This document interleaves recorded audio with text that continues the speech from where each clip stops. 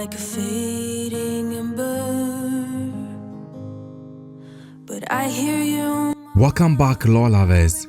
Today we are diving deep into one of the creepiest, most enigmatic figures in South of Midnight, the haunting, heavy-footed legend herself, Huggin Molly.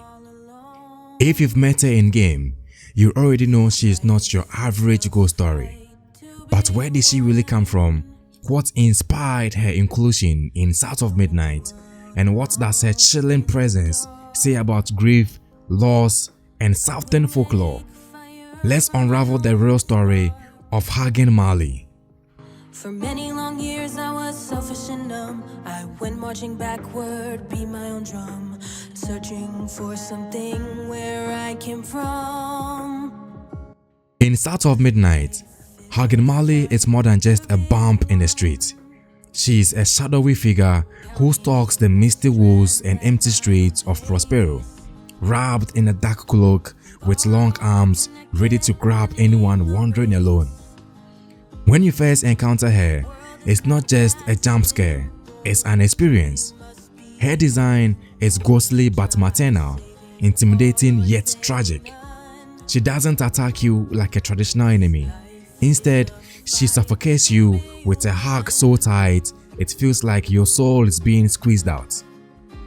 Her eerie lullabies and mournful cries echo through the woods, and as Hazel learns, she is not simply a monster, she is a manifestation of something much deeper, something about sorrow, trauma, and maybe even a warning.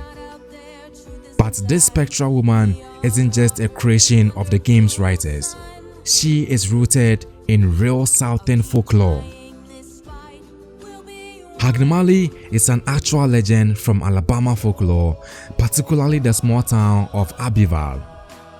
She's been terrifying and oddly comforting generations of children all at once. According to the legend, Huggin Molly is a giant ghostly woman, sometimes said to be 7 feet tall, who wanders the street at night.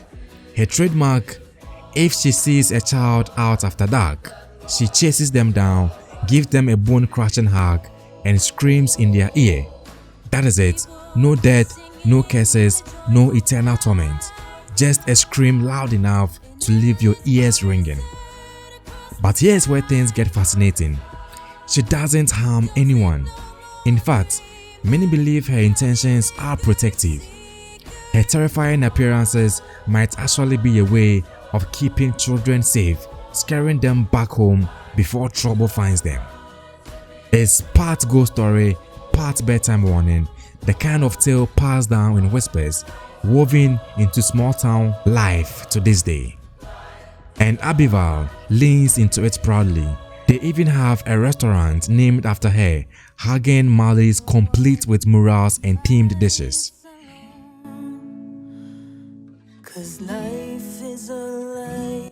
In South of Midnight, the game's haunting Southern Gothic style isn't just about scares, it's about stories, and Huggin Molly's inclusion taps directly into one of the game's core themes: grief, memory, and unresolved trauma.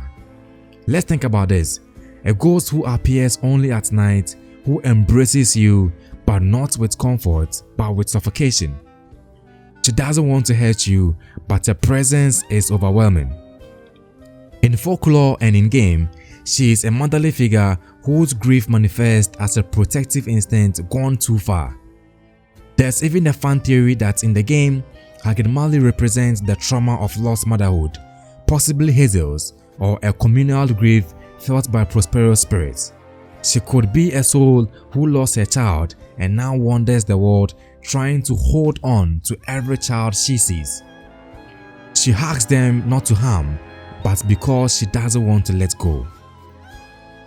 If you explore Huggin Molly's side quest in South of Midnight, you will find scattered pages from a mother's diary, lullabies sung in a trembling voice, and children's drawing in abandoned homes. One note reads, "She only comes when I'm sad, when I cry for mama." This suggests Huggin Molly might be drawn to sorrow, especially the sorrow of children. It is as if she is trying to fill a void she can't understand, There is a moment where Hazel speaks to a ghost child who says, "Molly just wants to hold me cause I'm cold inside." And then there's that incredible boss moment, not a fight, but a ritual of release. Hazel helps the spirit of a child pass on, and Huggin Molly, instead of attacking, weeps and vanishes into the mist. It's not just creepy, it's cathartic. What makes Huggin Molly so compelling is that she blurs the line between horror and heart. She isn't evil, she is hurt. And in a game that's all about confronting the past and navigating the emotional landscape of the American South, her role is crucial. Unlike your typical horror spectre, Molly doesn't need to be exorcised, she needs to be understood. And that's what South of Midnight nails. It transforms a spooky bedtime tale into a fully realized character with emotional weight and narrative depth. Huggin Molly might have started a tale to keep kids indoors, but in South of Midnight, she becomes something more, a symbol of loss, love, and the shadows we carry. She is one of the most haunting characters, not just because she is scary, but because she means something. Her hug isn't about pain, it's about never letting go. So the next time you hear her whisper through the trees or feel her shadow behind you, don't just run, listen.